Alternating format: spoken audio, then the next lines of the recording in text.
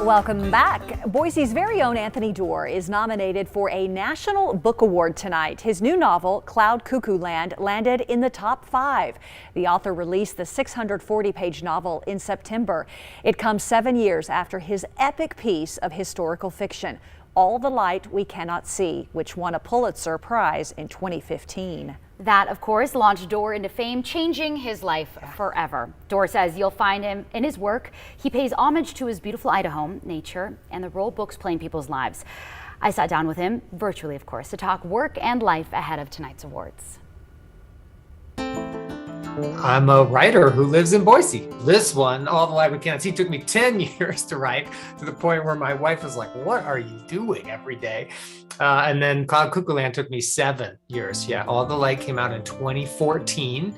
And then there, it was a much more popular than my previous book. So, there's a lot of publicity. Usually I'm able to, after about a month, get back to writing full time. And so I was trying to build this new structure of a lot more attention into my life for the first couple of years while I was writing Cloud Cuckoo Land. And for me, mornings are best. I think sleep is this amazing gift. It's like I'm so much brighter and sharper. And I think some of the thornier tangles that I'm working through in the evening that I can't solve, you get 6 or 7 hours of sleep. And then you're like, okay, I think I know what this character will do at this moment. So sleep, right in the morning, and then repeat day after day after day.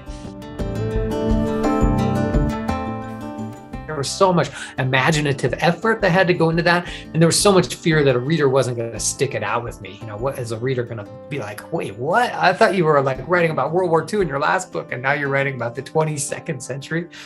So, sometimes you just have to overcome that anxiety. But in many ways, the books are following my same interests. It's the human relationship with nature, and it's how does human culture, especially reading culture, how do books play into the lives of people and expand and enhance their experiences of life. How has Idaho played into Cloud Cuckoo Land? Oh, yeah. Well, in all my work, I always try to give a little wink or set a little piece in Idaho. And of course, living here has just helped me in so many ways, kind of living outside of the competitive nature of the tiny little corner of American culture that is the literary world, and being able to get outside and get into wild places really easily, to get my kids away, into places where their phones won't work. That's been such a big part of being here. And, and of course, the support you get from friends, it's just such an amazing place to live. In terms of my work, the new novel, so Cloud Cuckoo Land, a good portion of it, maybe, a quarter of it, is set in an invented town called Lakeport. And in Idaho, I kind of maybe modeled it primarily off McCall, but you can see little bits of Ketchum and maybe Cascade in there as well. But I also wanted to make a nod towards rural libraries that serve little towns. They provide such an important lifeline in so many ways. And so, so many Americans still don't have internet connections. They allow people to, really access the collective wisdom of humanity in these rural, remote places. So I invented this little ramshackle library in this little town called Lakeport, and it plays an important role in 2 of the characters' lives.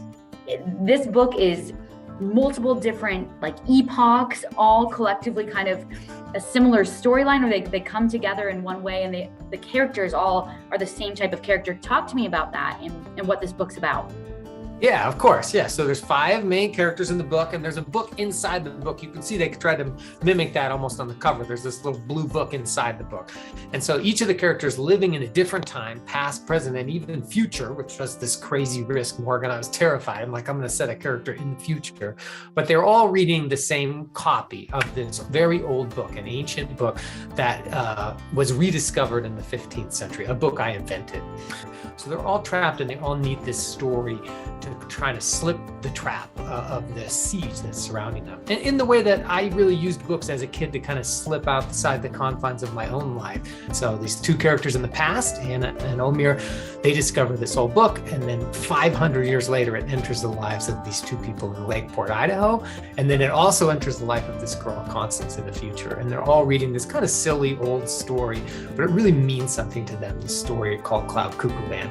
Cloud Cuckoo Land is just an old phrase, 2,400 years old, way older than English, about a place in the sky, a city in the sky where everything's great, where there's tons of food and there's no pain and nobody suffers. And so I wanted to tell a story about, as I watch my kids take in so much dystopia narrative, Morgan, like, there's so many stories there, so many movies they watch where like planets are blowing up and cities are on fire. What does it mean to dream of a better place? And what does it mean to ask yourself, what would my better place look like? And maybe instead of dreaming in some city in the clouds, how can we make that place right here where we live right now?